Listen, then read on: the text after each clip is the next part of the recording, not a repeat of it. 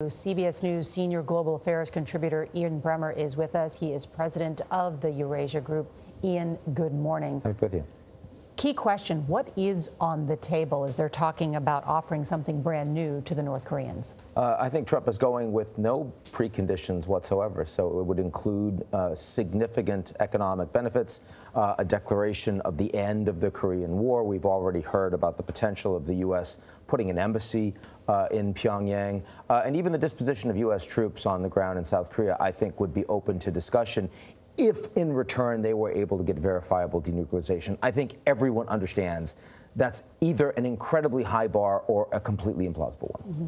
If we talk about denuclearization, help us figure out some of the component parts. So North Korea is unlikely to say, OK, tomorrow it's all going away. Right. So it's about inspections, how fast they can happen, when they can happen. Can they be so-called snap inspections? And over what time period? Is that right? Is that what we should look for? Well, sure. But again, I mean, the idea that everything that has gotten the United States to the table is the fact that they have a nuclear arsenal. And I think the reality is what the North Koreans could do for the Americans goes back to what was unacceptable and a red line for Trump when all of this started, which is the ability of the North Koreans to actually hit the United States with an ICBM and a payload on top of it, right? That's something that the North Koreans could give to the United States. They've already unilaterally suspended their nuclear tests and their ICBM tests. If they were willing to say, we're going to dump our ICBM program, we won't be able to hit the continental United States, that's a good initial measure and something I think that could be a part of an initial agreement. So you're saying they would keep some kind of nuclear program, it just wouldn't be able to hurt the United States, and that might be a sufficient middle ground? I think it's very clear that the word denuclearization will be thrown around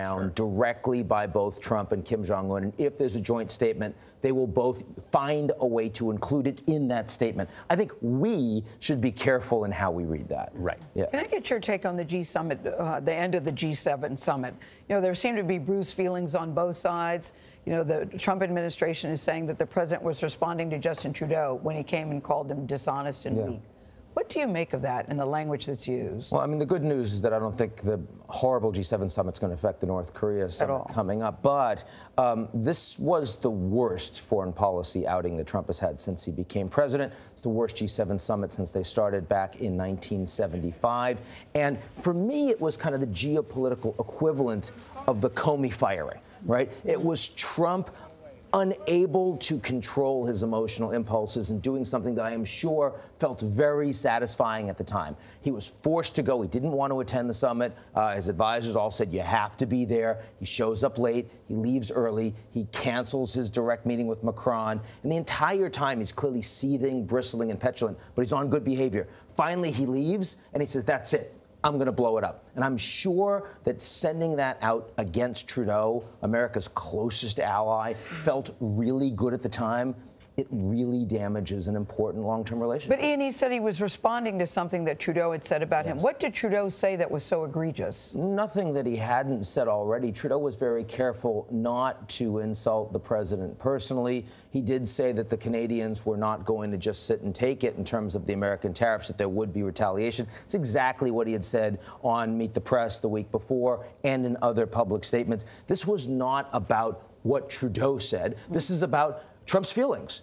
And when Trump feels a certain way, he is not to be told otherwise by his handlers. And I think he showed very clearly, you can tell me to do whatever you want. I'm my own man. I'm my own president. And again, at the time, it felt great. But this is pretty grave damage to the most important allies around the world who are not going to form a G6. They're not unified. They have no ability to get together on other issues. The Europeans, the Japanese, the Canadians, no. But they don't trust the Americans. Trump said that the relationship with the allies was a 10.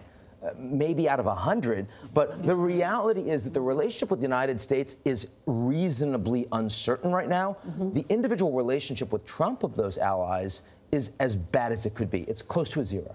All right, Ian Bremmer, thank you for joining us Ian. this morning.